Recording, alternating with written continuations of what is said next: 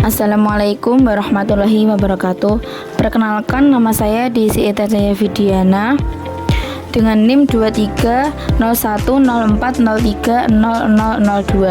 Prodi Ilmu Komputer dengan matkul Jaringan Komputer. Di sini saya akan membahas tentang membangun jaringan komputer dengan perangkat kabel atau nirkabel. Membangun jaringan komputer modern melibatkan berbagai perangkat dan teknologi. Dari perangkat keras seperti router dan switch hingga kabel dan koneksi nirkabel. Setiap komponen memiliki peran penting dalam menghubungkan perangkat dan memastikan aliran data yang lancar. Pengantar perkembangan teknologi jaringan komputer. Yang pertama, era awal.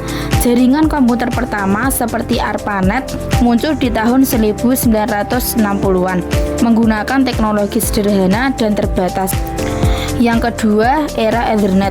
Pengenalan Ethernet di tahun 1970-an merevolusi jaringan, membawa koneksi yang lebih cepat dan stabil. Yang ketiga, internet dan nirkabel.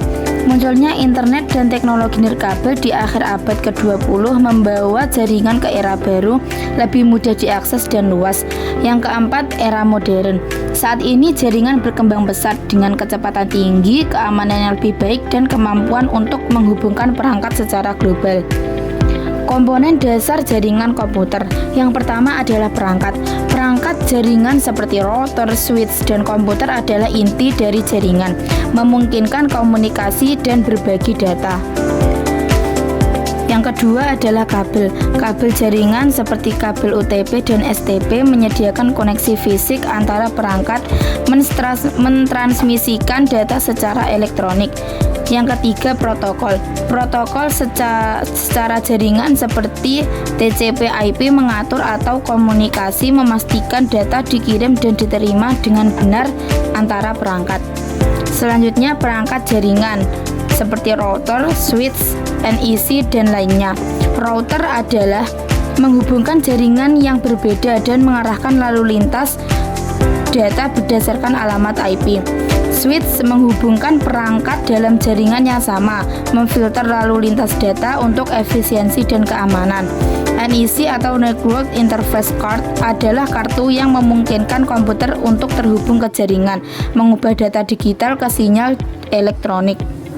Selanjutnya, kabel dan media transmisi, jenis-jenis dan karakteristiknya. Yang pertama, kabel UTP atau Universal Twisted Pair.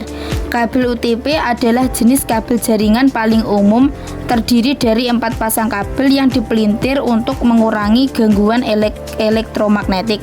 Yang ketiga, kabel koaksial. Kabel koaksial memiliki konduktor pusat yang dikelilingi oleh isolator dan membungkus konduktif, digunakan untuk transmisi data frekuensi tinggi. Yang ketiga adalah STP atau Side Twin Pair.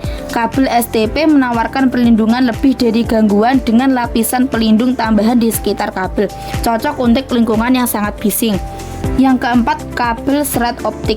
Kabel serat optik menggunakan serat kaca untuk mengirimkan data sebagai cahaya, menawarkan kecepatan dan kapasitas yang sangat jauh lebih tinggi. Teknologi nirkabel seperti Wi-Fi, Bluetooth, dan inframerah.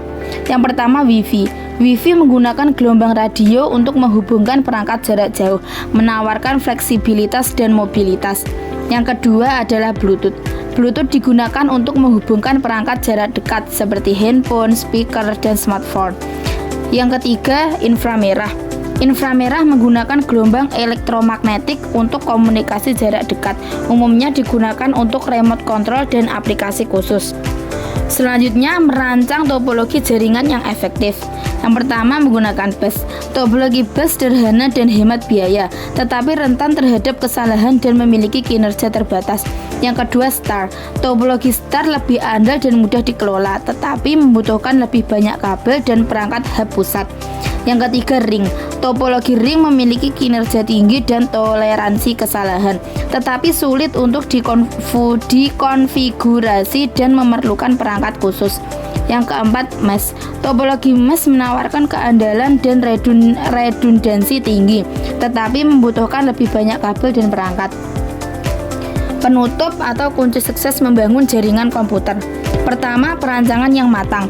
Identifikasi kebutuhan dan tujuan jaringan, pilih perangkat dan teknologi yang tepat, konfigurasi yang tepat, atur parameter jaringan seperti alamat IP, subnet mask, dan pengaturan keamanan. Yang ketiga, pemeliharaan berkala. Pantau kinerja jaringan, perbarui perangkat lunak, dan tangani masalah yang muncul. Baiklah, sekian. Terima kasih. Wassalamualaikum warahmatullahi wabarakatuh.